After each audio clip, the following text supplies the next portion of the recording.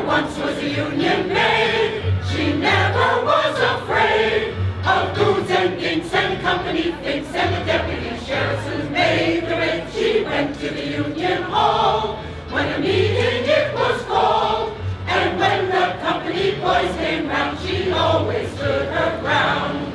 Oh, you can't scare me, I'm sticking to the union.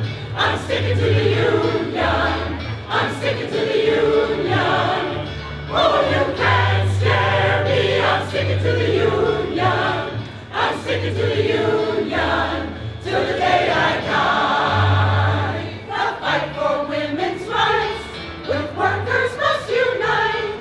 Like Mother Jones, we stir them bones to the front of every fight. Oh, you can't scare me, I'm sticking to the union. I'm sticking to the union. I'm sticking to the union. Oh, you can't scare me, I'm sticking to the union. I'm sticking to the union till the day I die. Oh, you can't scare me, I'm sticking to the union. I'm sticking to the union. I'm sticking to the union. Oh, you can't scare me, I'm sticking to the union. I'm sticking to the union till the day I die. Wow, it is such a great pleasure to welcome all of you here as you honor, through the Clara Lemlich Award, women who have worked for the betterment of the world around them, actively seeking reform and change in the worlds of work, housing, education, politics, and more. There could be no more appropriate location to hold this celebration, I think, than the Museum of the City of New York. Here we bring the city's past, present, and future to life, providing visitors a sense of New York City's diversity and all of its issues and guises, and its abundant energy for social engagement and change. So we continuously have on show in the Puffin Foundation Gallery in its exhibition Activist New York, in our exhibition New York at its Core, and now in the exhibition City of Workers, City of Struggles, How Labor Movements Changed New York, which opened on May 1st. A variety of installations here that consider and reflect upon the social issues, people, and actions that have sought the improvement of our city and its inhabitants.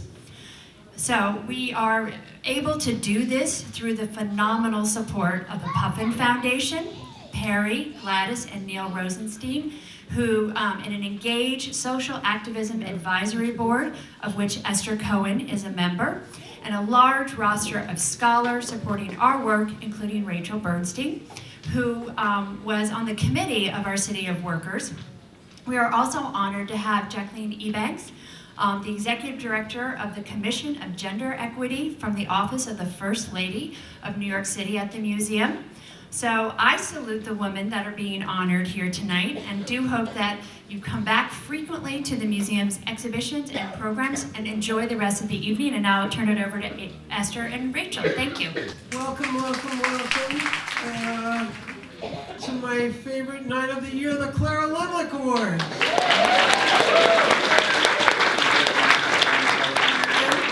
Before we continue the actual program, I'd like the previous honorees to raise your hands so that we can clap for everybody.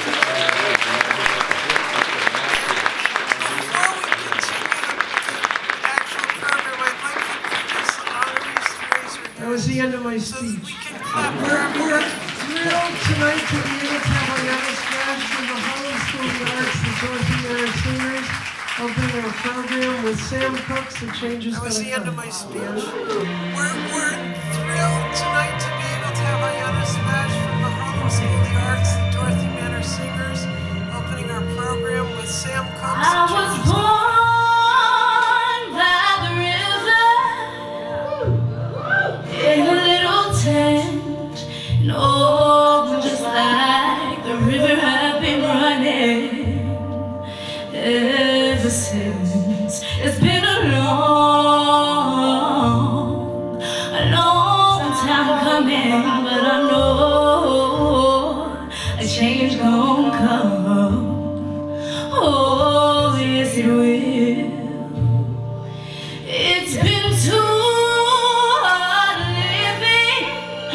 I'm afraid to die, 'cause I don't know what's up there beyond the sky. It's been a long time coming, but I know a change gon' come. Oh, yes it will. I go to movies and I go downtown.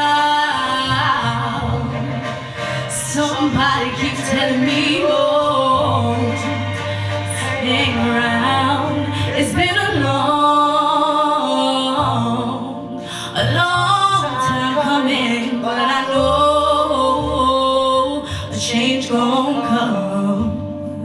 Oh, yes it will. Then I go to my brother and I say, brother, help me please.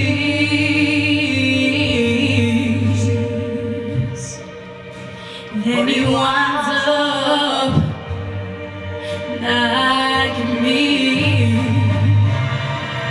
back down on my knees. Oh,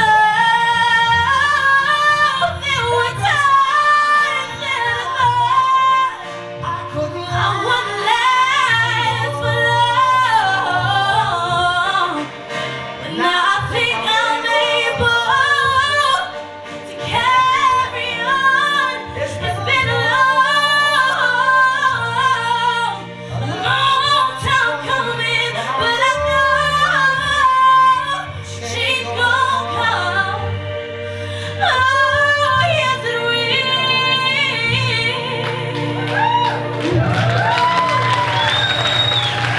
Thank you so much. The first thing I'd like to do is welcome Clara Lemlich's daughter, Rita Margulies, who is here with us tonight, as she has been.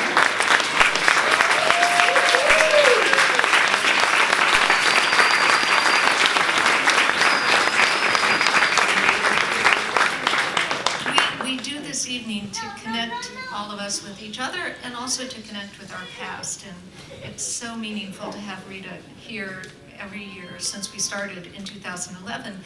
And there are a lot of family members here tonight. If you all, the Lemlich family, would stand up for us. Let's give them all a round.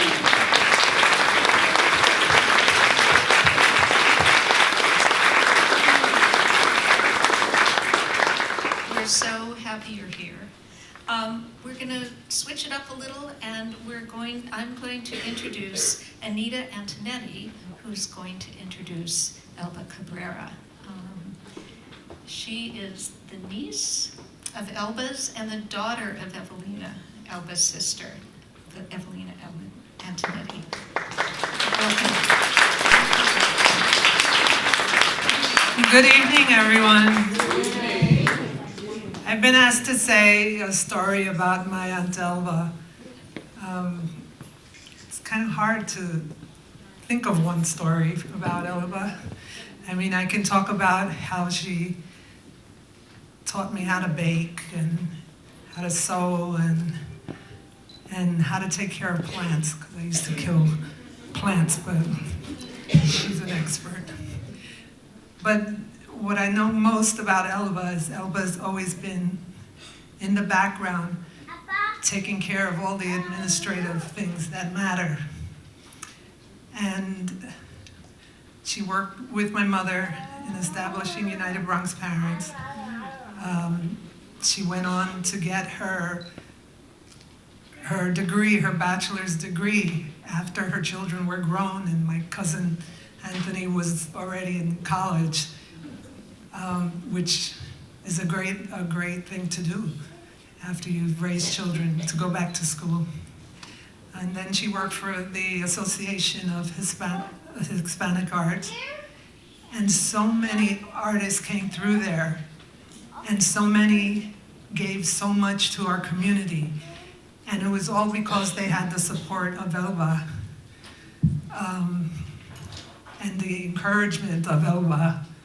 And many of them will, tell me, if I ever mention her name, will tell me, look, that was your aunt, Elba Cabrera's your aunt? Oh my goodness, if it wasn't for her, I wouldn't have my career, I wouldn't have my art, I wouldn't have had food. So there's so much more to say because she's had a long life helping everyone that she can help, and she continues now. Am I right, family?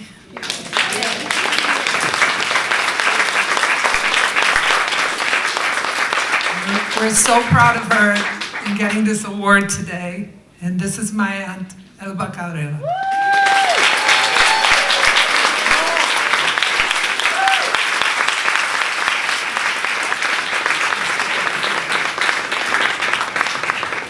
How can I follow that? I am honored to be here with the other honorees and with all of you, my family, my friends, and the people that I don't know that I hope to know in the future. I've been very fortunate in this life. I had my mother, my aunt, and my two sisters who were just wonderful to me. I was the baby at one time. And guess what? I'm no longer the baby. I am the elder of the family. And I take that seriously. I've been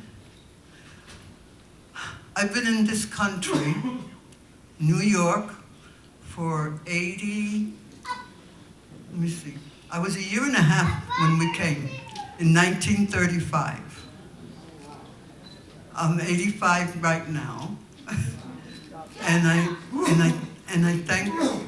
thank God, that my journey has been important not only to my family and to me, but to others that I have been able to work with.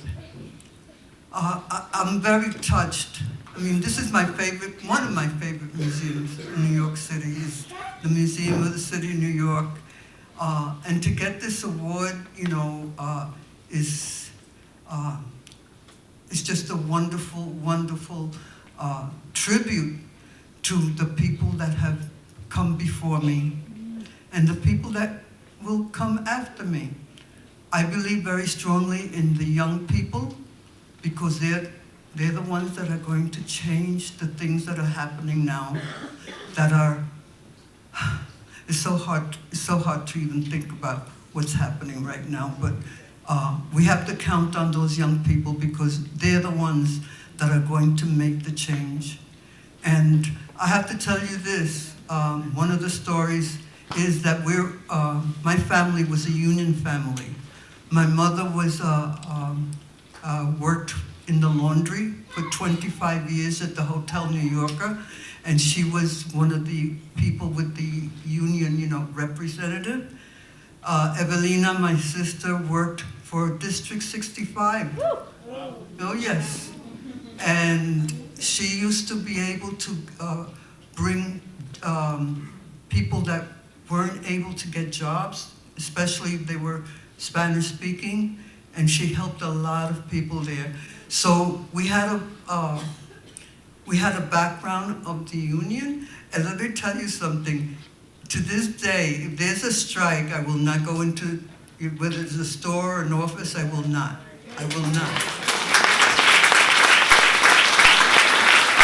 So, there's many stories I could tell you, but we have a program here. If you want, if you'd like to know more about the three sisters, which is Evelina Antonetti, Lillian Lopez, and Elba Cabrera, the Center for Puerto Rican Studies at Hunter College has our papers. And you can do research there and find out all the things that we've done, for the betterment of this country and this nation. And the nation and the city. I love New York. This is my home. Thank you, Elba. It's my great pleasure to bring up Neil Rosenstein to the stage. You know, Puffin Foundation is responsible for this event, for the activist gallery, for the fantastic show upstairs about workers called the City of Work. And Neil's here to give us greetings. Wow, thank you so much. Change is coming. And what an inspiration it is to be here tonight. Thank you, Labor Arts, Ayana. Thank you to the New York City Labor Chorus as well that sung us all down here. On behalf of Perry and Gladys Rosenstein and the Puffin Foundation, we want to offer our congratulations and our thanks to all of this year's honorees who are celebrating tonight, and also to all the previous honorees, and to all of the future honorees who are out here in the audience with us today. I'd also just like to take a moment to thank Whitney Donhauser and the museum staff for everything that we do with them here today. It's really pretty incredible, and their work is a gift to the city of New York, as well as to all the tourists. It's just fantastic, and they're fantastic partners. You've heard about the galleries upstairs. We really hope that you'll take a look, and coincidentally, just to tell you what a lineup we have, I was before the event tonight upstairs, and I saw Steve Jaffe, the curator for the City of Workers. He also helped co-curate the Activist New York exhibit on the second floor. And he said, "Oh, I really want to see Philoween. I really want to meet her. Do you know where she is? Because there's this huge picture of labor leaders up in that gallery upstairs, probably like directly above us, 2 floors, and it says, 'Labor will rule.'" And he said, "You know where that comes from?" He says, "That was from a poem Sidney Holman wrote to his daughter, Philoween, who knows how many years ago." And I thought that was just incredible, that she's an honoree tonight, and that she helped contribute to the exhibit upstairs. So thank you very much. But we're so fortunate tonight not to take a look at artifacts and cases or images on a screen in a gallery, but to be able to celebrate the real change makers in the flesh that those 2 galleries upstairs are all about. These 5 women we're celebrating tonight represent, I think, the best of us. They're a diverse group from across the city, and we're grateful for what they've achieved so far. And we look forward to what they still have up their sleeves in the years ahead. Particularly, I'm talking to you, Doris, because I understand all the rent laws are coming up for renewal, the most important ones, in the next 40 days or so. So you've got your work cut out for you, and we're not letting you off the hook. But like Clara Lemlich, and vacancy. And like Clara Lemlich, each of these amazing individuals possesses the triple traits of insistence, resistance, and persistence. Insistence not to stay quiet in the face of inequality or injustice, but to call out and to challenge it. Resistance to the social, cultural, and political injustices that have plagued their communities and our city throughout its history. And persistence, not to give up the fight for what's right, regardless of the odds, and to hold true to their values and vision. So we thank each of you for your continued insistence, resistance, and persistence. It's a tongue twister. And as our nation faces some of the greatest threats to our democratic and civic institutions in years, it's clear we're going to need a lot more of those traits and of women like these 5 in the years ahead. And we look forward to that fight. Thank you very, very much. Thank you, Neil. Philoween Freed is going to be introduced by Joe Doyle, who is a teacher, an activist, and a long-term member of the New York Labor History Association, which is one of the loyal supporters of the Lemlich Awards. Joe.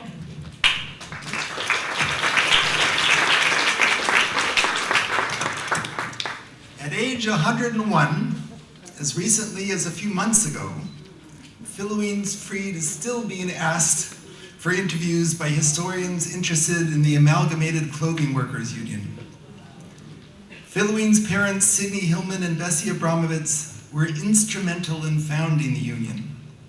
At the age of 4, in 1923, Philoween was the second depositor in the Amalgamated Bank. Her best friend, Delia Gottlieb, was the first depositor. Philomene's early life revolved around the ACWU. She shared her childhood home in Inwood with amalgamated clothing officials coming to talk pressing union business. Philomene shared her mother with the amalgamated union drives in the South. Her mother was away much of the week on those organizing drives. Philomene's magnificent memory helped Karen Pastorella write a biography of her mother, Bessie Abramovitz-Hillman, an astonishing woman, a Russian immigrant, turned protege of Jane Addams at Hull House, turned leader of a 1910 strike that laid the foundation for the Amalgamated Clothing Workers Union. Why is Philomene Freed receiving the Clara Lemlich Award today?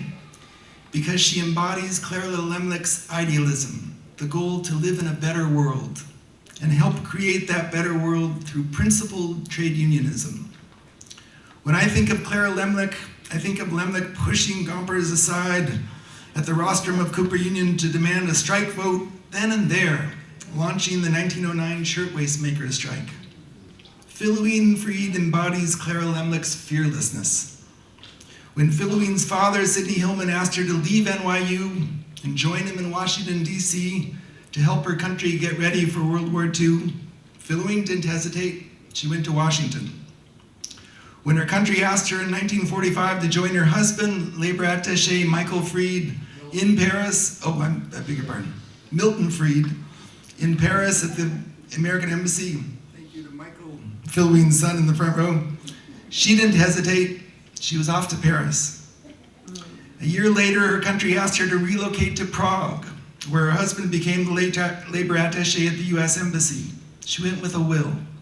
The Czech government at the time was dominated by socialists. She and her husband got along fine with them.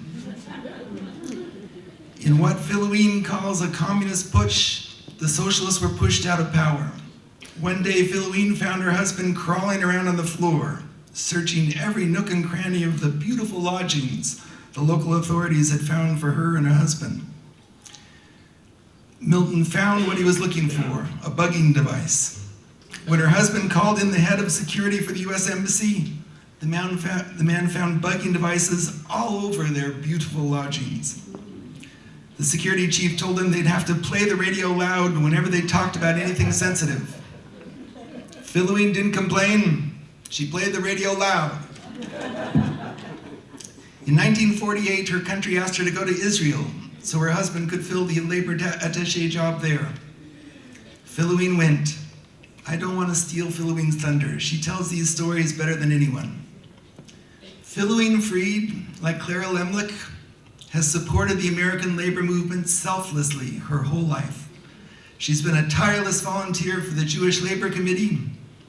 She helped beat back an attempt to privatize the Penn South cooperative she lives in. When the New York Labor History Association needed leadership, she became their president. I give you the extremely deserving Clara Lemlich Award winner, Philomene Freed. Greetings, everyone.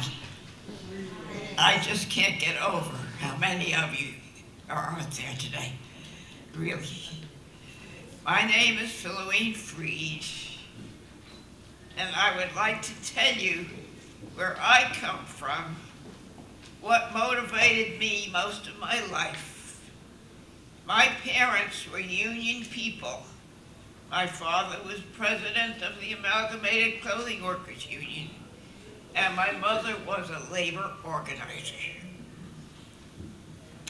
For my sister and me, family life was much like many others, and we were not kept apart, but we were union kids.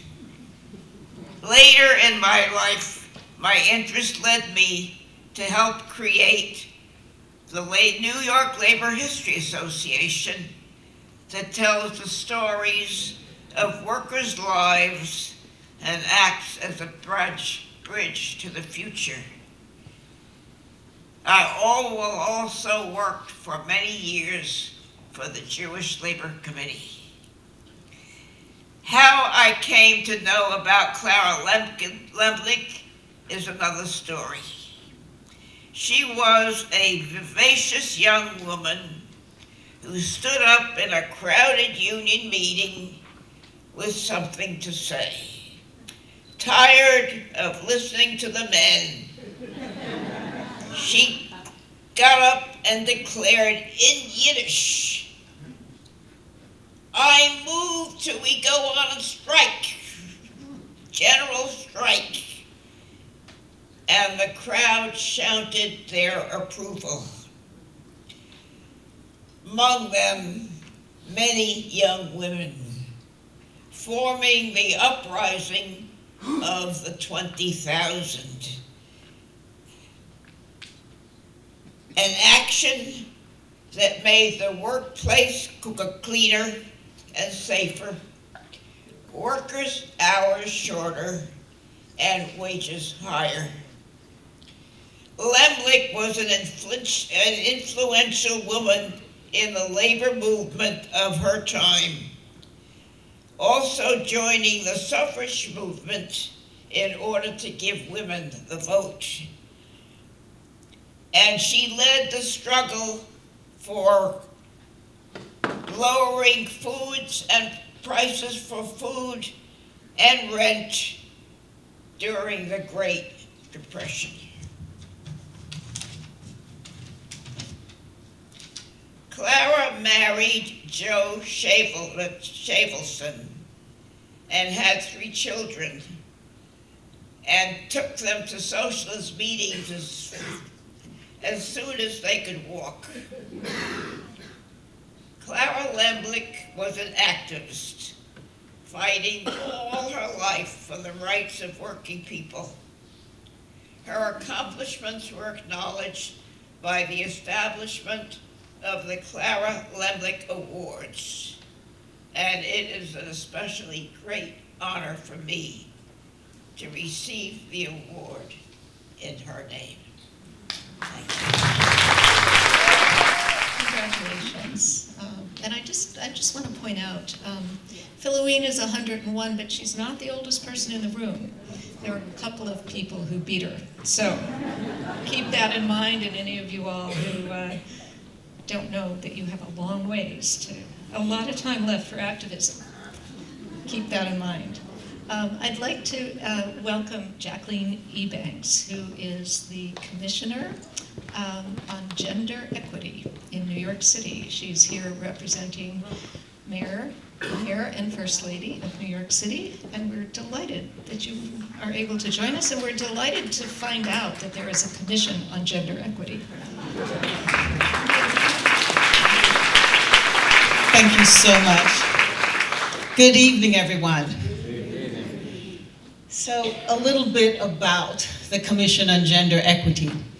We are the successor organization to the 1975 Commission on the Status of Women, and then subsequently the Commission on Women's Issues. So I see the nodding of heads.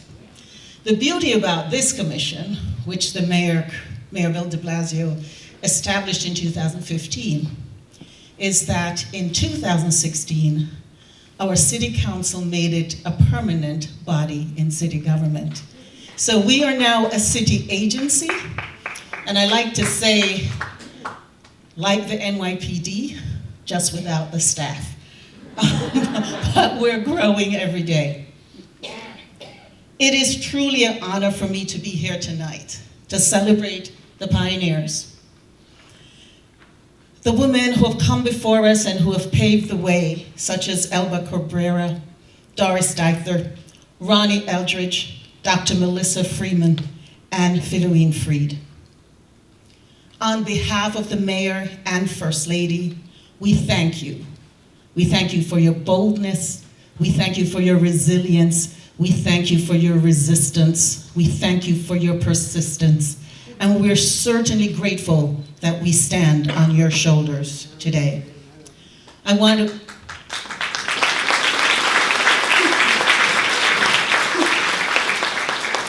In your packets are commendations from the Mayor in honor of this award and your service to New York City.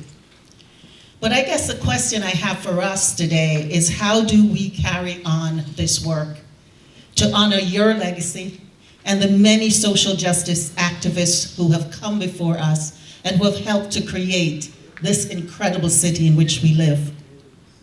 And it seems to me that we must all pledge to protect the numerous victories that have been won for us. We live in a pretty luxurious time, those of us who were born in the 60s and after. We had, as women, doors open for us, so much so that some of us wouldn't call ourselves feminists back in the day. But now here we are, and we realize that we need to protect these victories. But not only that, we need to secure new ones.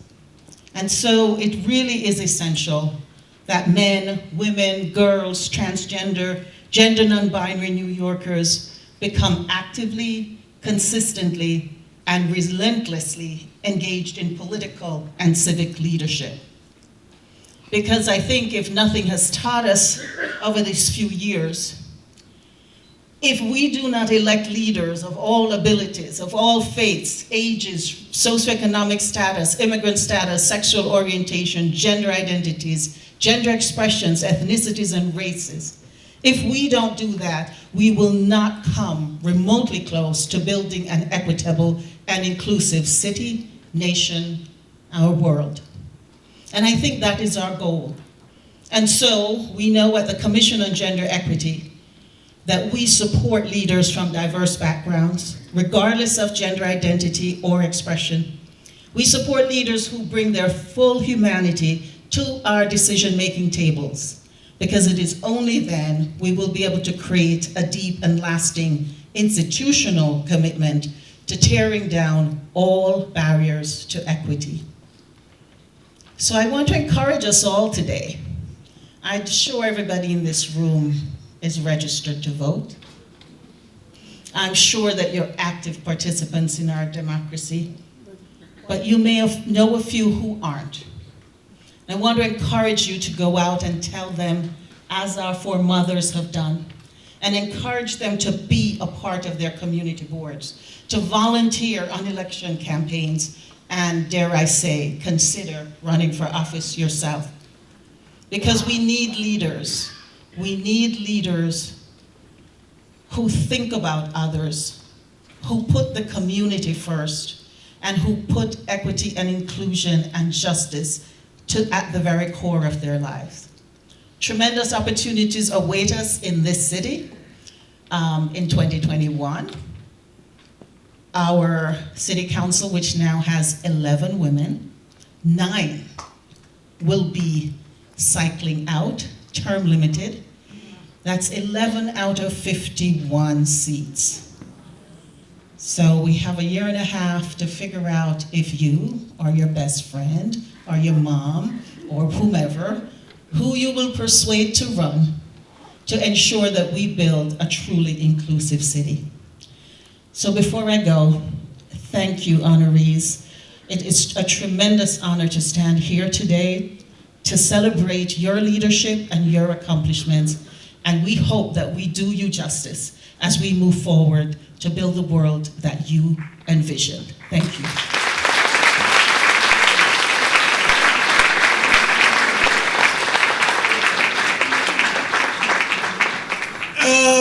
One of our favorite novelists, Brina Clark, has agreed to introduce Dr. Freeman. It turns out that Dr. Freeman was actually Brina's doctor, amazingly enough. Brina Clark. Well, it's really an honor to be here. I thoroughly enjoy the Clara Lemlich Awards. I've come a few years, and I'm always inspired by all of the women that we honor. And I'm particularly inspired by this year's honorees. And the glow of this feeling lasts about a year. So I'm happy to be back. It's time to get another dose of that inspiration. What goes around comes around is what the wise folks say. Happily and thankfully, I'm here to celebrate the fact that Dr. Melissa Freeman has cared for herself as well as she has cared for the people of Harlem and for all of the people of New York City. At 93, she is still as fit as a fiddle and as fine as silk. What a special gift that is. You know, it is truly wise for an individual to realize that the best way to serve and heal her community is to maintain her strength and health, intellect and fortitude, so as to be able to put her shoulder to the wheel. That is what Dr. Melissa Freeman has done and continues to do. I say bravo.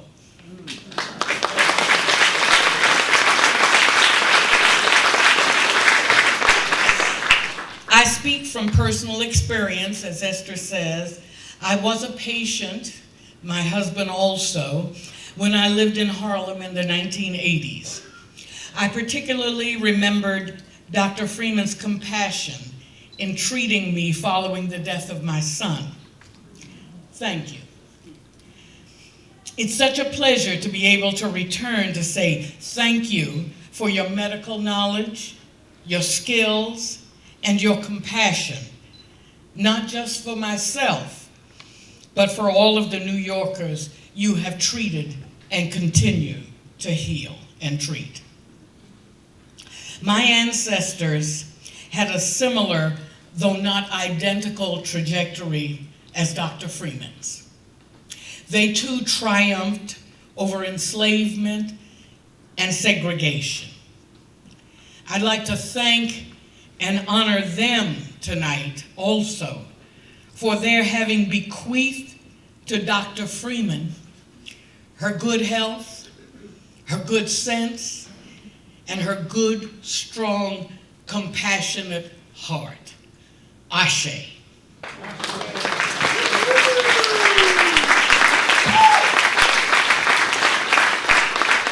With great joy, I present Dr. Melissa Freeman. Good evening, everyone. Good evening. And congratulations to the other honorees tonight. And thank you so much for that beautiful introduction.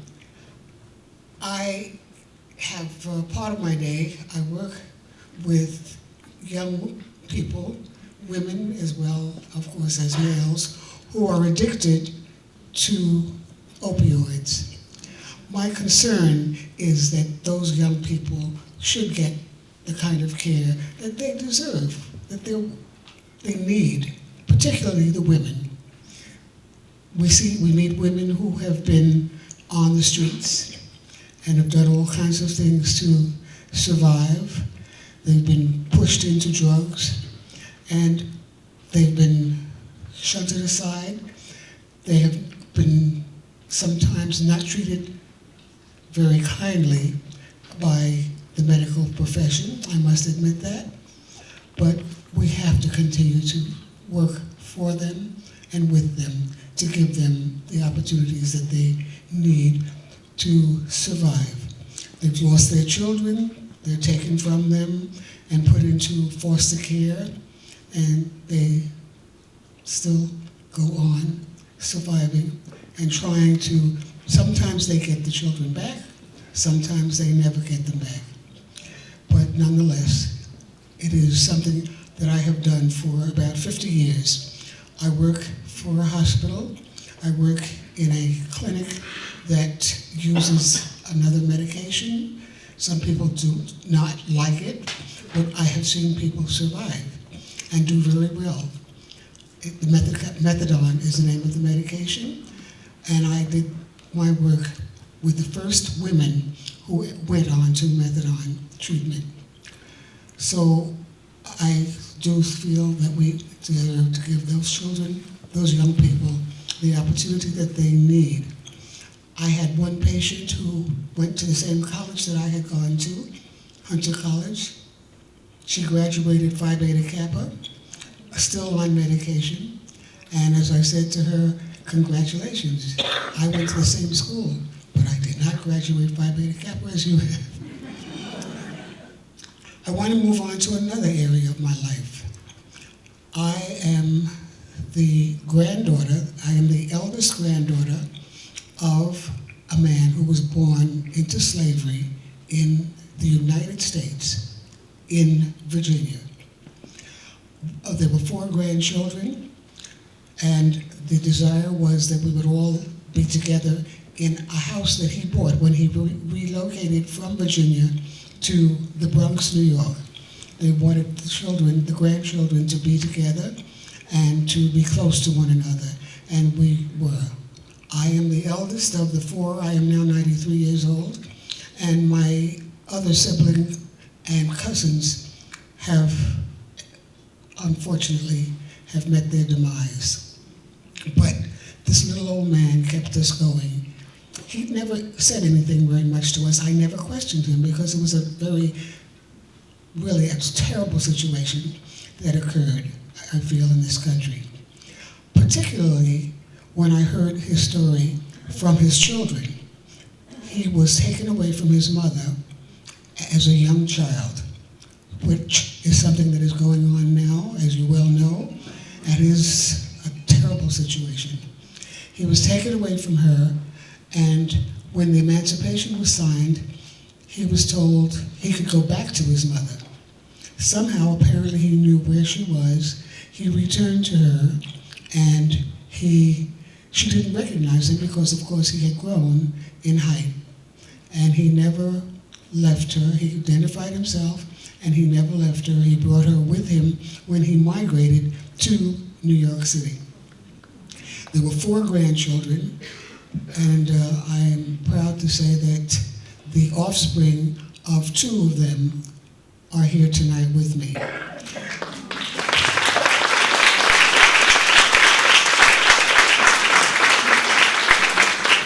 These are not grandchildren, they are great-grandchildren.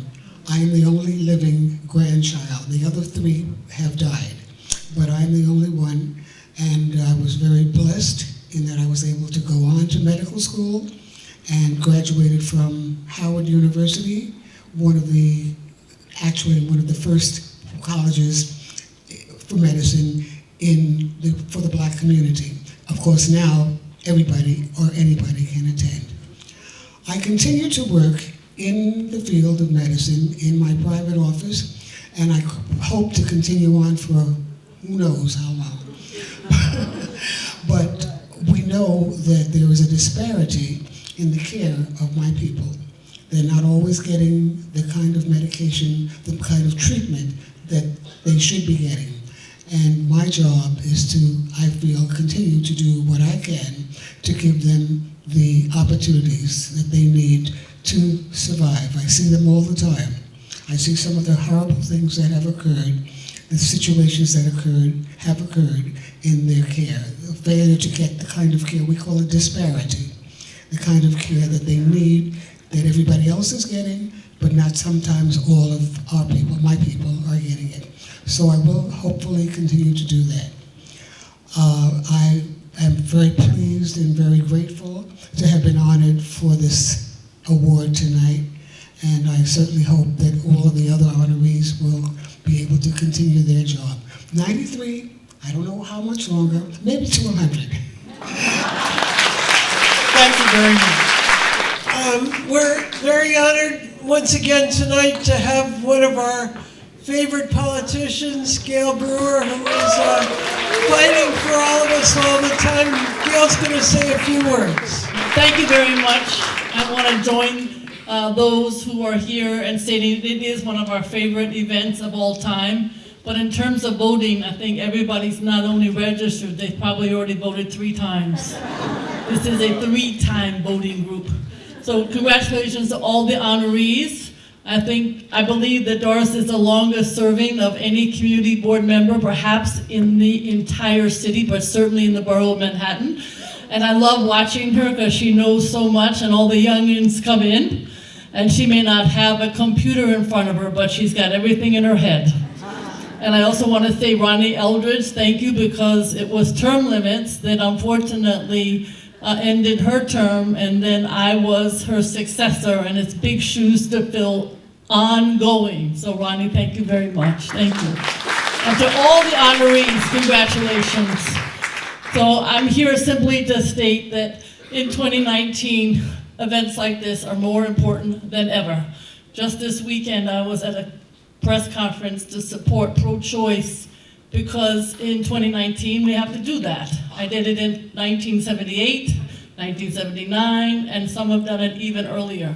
So every issue that we thought we had dealt with, we now have to keep rallying about. And so I always, not joke, but state we should have a cot, a bed in Foley Square, because we have to be there for immigration, we have to be there for so many other issues that are on the current agenda that is not our agenda. So to be here tonight, to know that all of you have been in so many different places over these many years, and you're still here and we're still fighting, I can't tell you how much it means to all of us.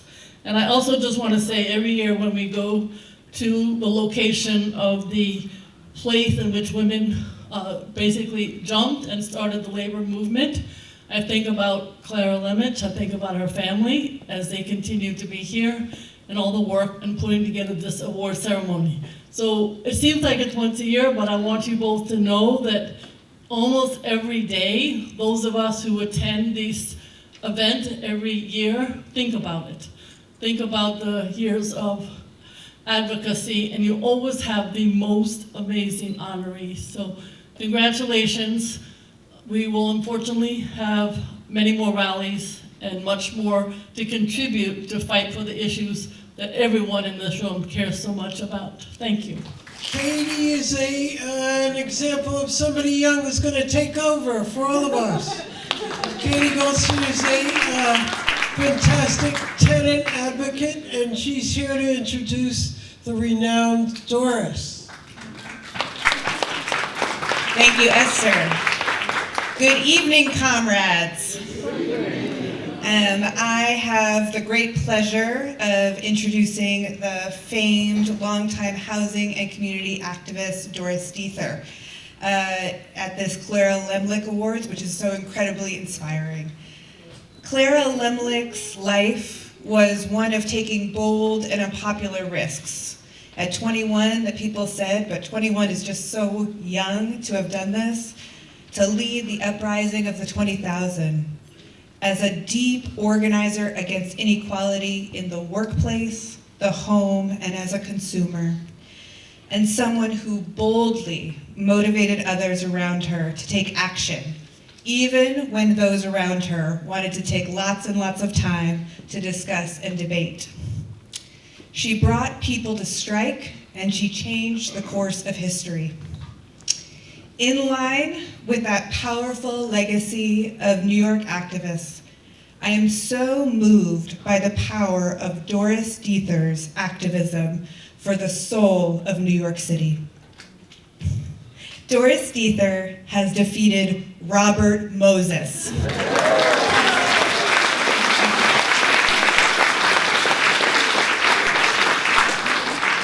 As Gail just spoke about, she is the longest serving community board member in Manhattan on Community Board 2, and has spent her tenure there giving landlords and developers hell and defending the weak and the organized.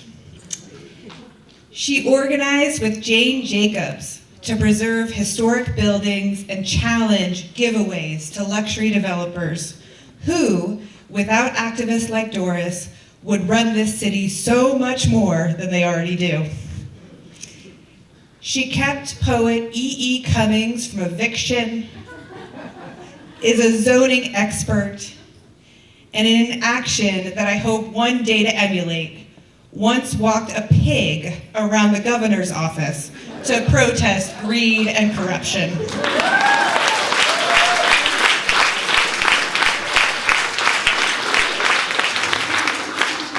In the spirit of Clara Lemlich, she has organized where she is, in her community and through her community board, her neighborhood, across the city, and her activism is the true spirit of the New York we all know and love.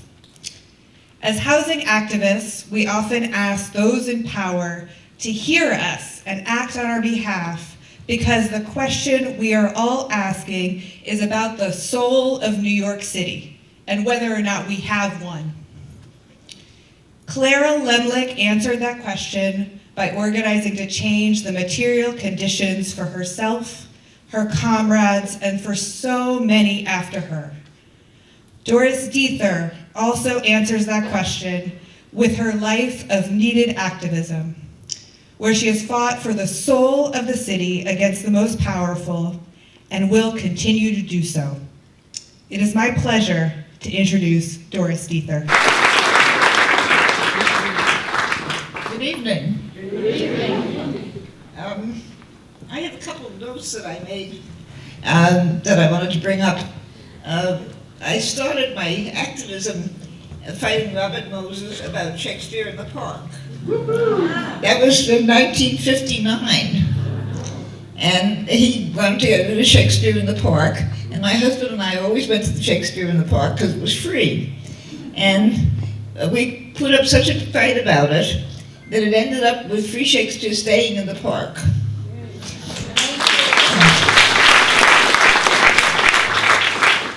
And the same year, in 1959, a man named Arnold Berger, who was in the village, started a committee called Save the Village. And Save the Village connected with people in the area and was partly put together because the city was proposing a new zoning proposal, and that was going to change the city by controlling the heights of buildings and the uses and so forth. So in 1960, the zoning proposal came in, and it was shown to the public first time, and it was until 1961 that we fought it and made comments about it, and it finally passed in 1961. In 1965, I became a member of the community board. That was quite a while ago. And we were, one of the reasons that the area has stayed the way it is, low-rise, pretty much low-rise, and staying pretty much the same it is, was that we organized a strange kind of coalition in the village. We got different people from different areas to get people from their area that were interested in fighting. And one of them was Jane Jacobs, and then there was Verna Small, Ruth Wittenberg, various others. And each one of us had our little group of people that we were working with. And if something came up, for instance, in the West Village in Jane Jacobs' territory, she would call the rest of us, and we would all go to the hearings. So that instead of having 2 or 3 people or 4 or 5 people at a hearing, there'd be 20, 25, 30 people at the hearing. And that would actually get attention from both the city officials and also the press, which is very important. You have to keep the press involved in what's going on. But we set that up, came out, just from conversations that we had. But we had the whole area organized, and we worked on both zoning and landmarking. We managed to landmark, the Greenwich Village district was the largest district in the city that was landmarked. And it was landmarked in 1969. And we hit other, Soho was 1973, the areas of the South Village were 1979, NoHo was 1990. We worked on making sure that these areas were protected, and we worked as a group. And I think this is very important for people to understand, is that if you're just 2 or 3 people fighting something, you don't get very far. If you can hook up with other people that have similar views, or that have the same kind of actions, you can get public support, and you can actually do something with it. I think that's very important. Some of the things that I worked on we're killing the proposal to put a street through Washington Square Park. That really was good. In 1980, there was a proposal to put a crazy street through part of the South Village and tear down some of the tenanted buildings there and throw out the tenants. And we organized the South Village, and they fought it, and the street never got put through. More recently, there was a proposal to get rid of the musicians in the park, in Washington Square Park, and I found out when the meeting was going to be, and I told all of the musicians in the park where the meeting was going to be in red, and about 30 musicians showed up at the meeting, and the Parks Commissioner decided that that was actually a good idea.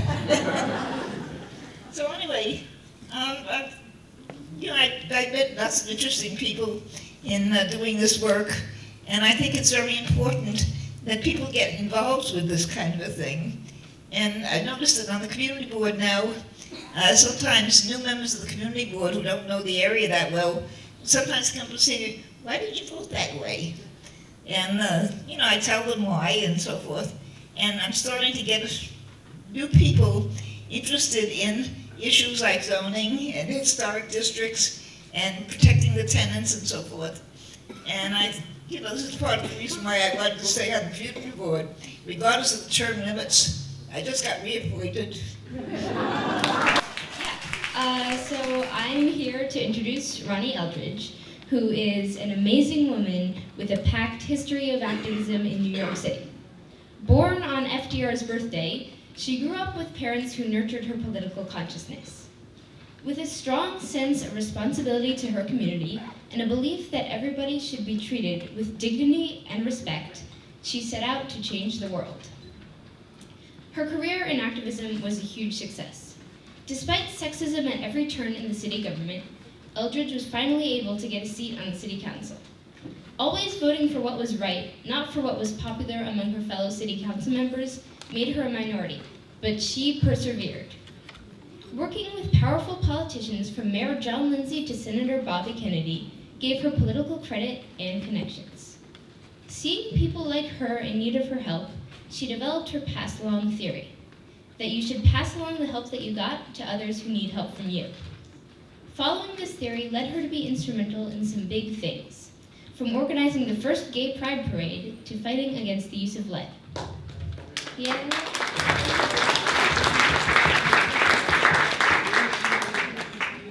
Eldridge had achievements outside City Council too.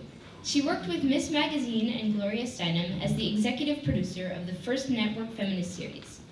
And today she has her own TV show, Eldridge & Co., where she talks to guests about different political issues. Ronnie Eldridge is a hardworking woman who will never give up fighting for what's right. And I am very proud to be introducing her today. And without further ado,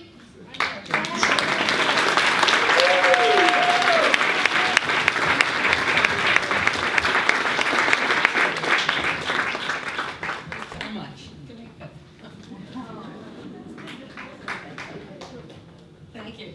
I think that Sasha was figuring it out this morning. In about 85 years, 70 years from now, she'll be, how old, 85, 86? And I was wondering who would introduce her for an award. But I was trying to figure out, could it be my great-grandchildren? I couldn't figure it out. Anyway, I wanted to thank you and tell you this is a remarkable evening.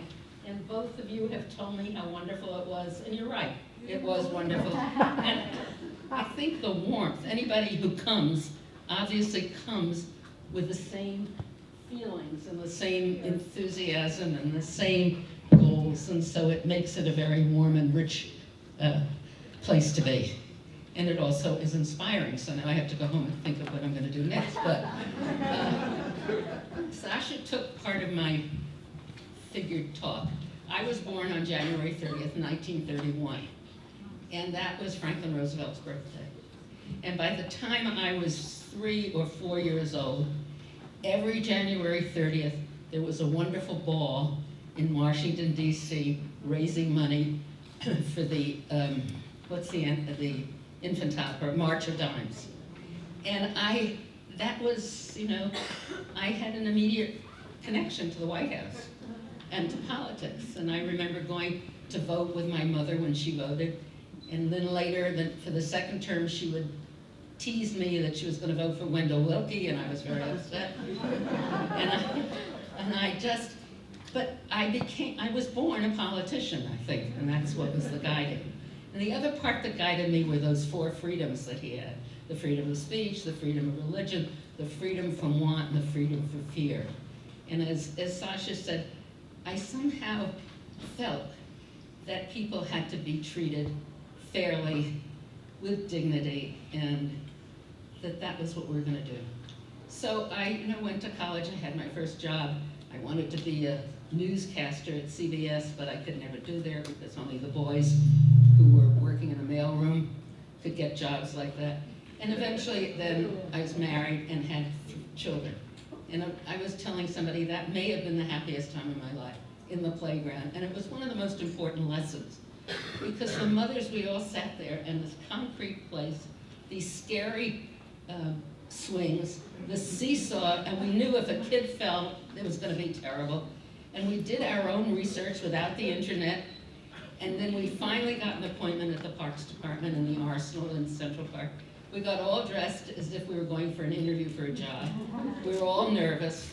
And we got there and we started talking to them, and we realized we knew more than they did. And that was incredible, as I learned later at Ms. and from Ms. O'Reilly. What's her name? Jane O'Reilly. That was a click. A moment of consciousness when you realize that. Don't give other people so much power. And if you really have something to say and you're fairly thoughtful and you don't agree with it being said, speak up, as we've heard the value of speaking up. And don't think that you don't understand what they're saying, because very often political people, I'm now talking about speeches, they don't know what they're saying either. But I tried to figure out what my role is and why people think I may have done things that I don't understand, because I've only done things that I've really believed in and enjoyed. And I've decided that I'm an advocate for advocates, and that people would come to me for some reason, because maybe I was a mother. When I went to City Hall with John Lindsay, I was older than the rest of the staff, and I had 3 children. So maybe that's why they called me. So of course I had the women come with their questions and equal pay and marriage,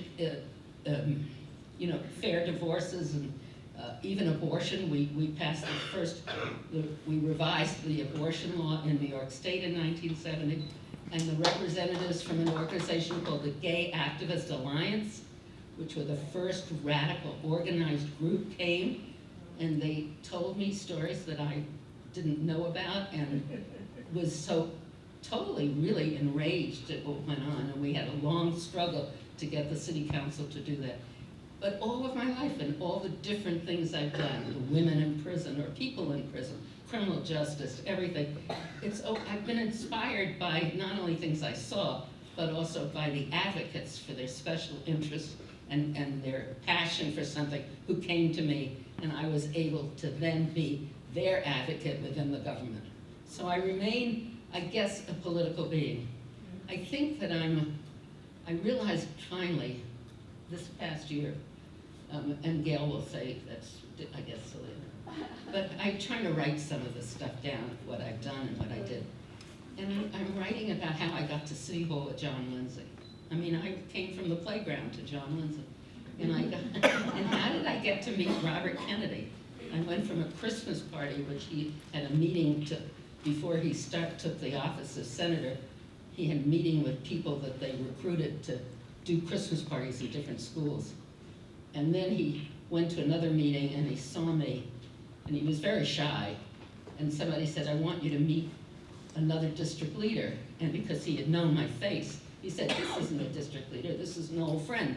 And he kissed me. And I thought, he surely doesn't know who I am. But he did it again 3 weeks later. Anyway, as a result of that kiss, I became important. And I became the representative of all the peace movement and the liberal, and all the, we'll call them progressive now, then it was liberal people. And they listened to me. So, writing this down, I decided finally when I was 87 years old, well, maybe I was smart. And I hope that Sasha and people like that will know early on that they are smart, that they should speak up, they shouldn't be intimidated by people. They'll know if they're thoughtful and they feel something very strongly, then you should push for it because there most likely is something wrong. I've had a wonderful life. I've enjoyed it very much. I hope that I can be 93 or however old, but whatever I've got, I've been grateful. Thank you so much.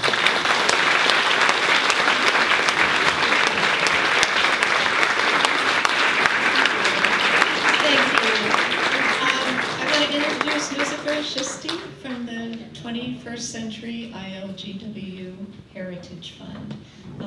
There's a theme here in the last couple of minutes that has to do with immigration.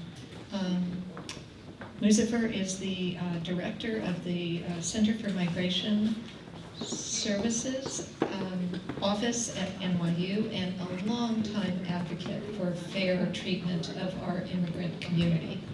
And we're really pleased that he's here this evening. Thank you. Thanks so much. I thank you to Esther, to Rachel, to Evie, the leaders of Labor Arts Org, for inviting me here and for hosting these events. I promise you, I will not make a spiel on immigration, however tempting or appropriate it may be. I'm here really in my moonlighting job as the executive director of the ILGW Heritage Fund.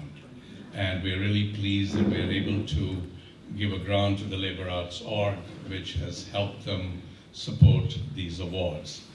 No person, I think, in the history, man or woman, and you'll see Dubinsky's pictures outside, represented the values, the mission, and even the story of the ILGW as Clara Lemlich did.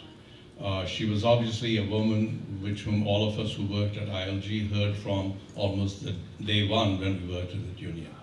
She was a woman with chutzpah who obviously emboldened her own generation of people, gave rise to a movement, and since then has inspired generations of activists and students in a cause that many of us, I think, are celebrating today. So for the ILGW, there can be nothing more important to our legacy than to keep Clara Lemlich's memory alive. The 5 women that we have honored tonight are essentially the living memory of the spirit of Clara Lemlich.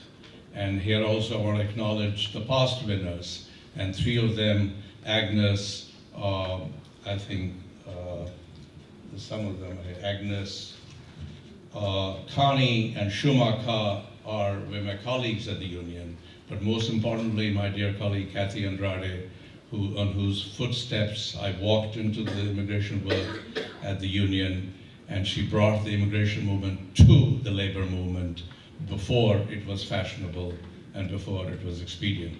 So I'm grateful to celebrate with all 5 of you and to the past honorees, and thank you so much for having me.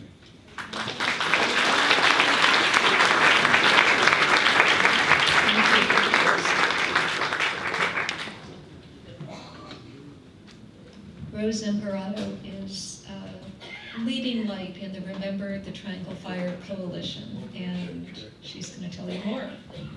Was this a great night or what? I think I'm the last thing on the program, so I'll make it snappy.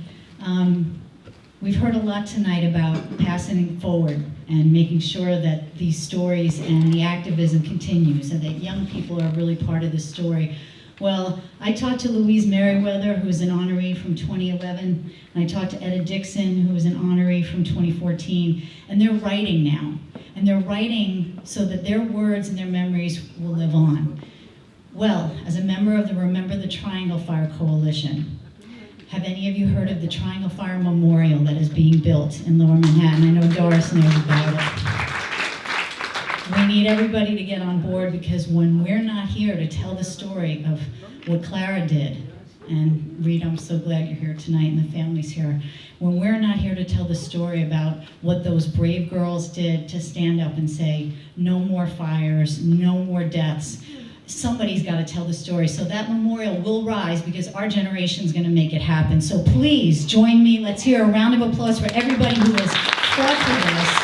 Lucifer Chisti has been fighting for this for a long time. Our generation will make this happen. If you'd like to be a part of it, please come see me. I'll be standing on the edge collecting envelopes for Labor Arts. Come see Sherry, who's in the back there. Wave your arms, Sherry, so they can come talk to you, and to Rachel and Esther. So thank you all for being a part of all of this, and we'll continue to keep the history alive together, and we'll remember what happened in 1911 and what Clara and the shirtwaist makers did, and how it changed lives for all of us. Thank you.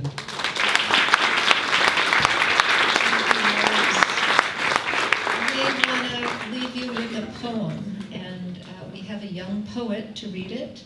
Isaiah Rivera is a graduating senior from Brooklyn College. He's been a leader in the Puerto Rican Alliance at the college since he's been there, and he's off to a master's program at Columbia University.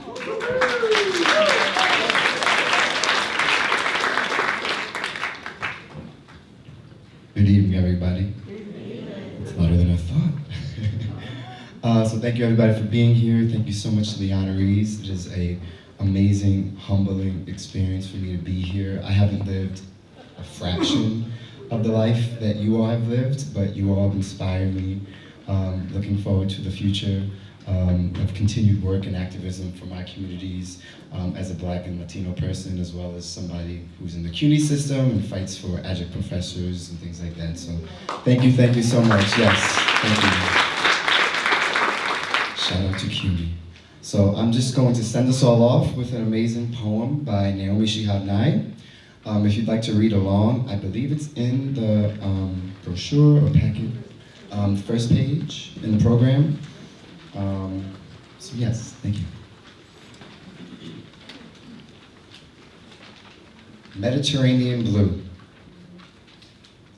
If you are a child of a refugee, you do not sleep easily when they are crossing the sea on small rafts and you know they can't swim.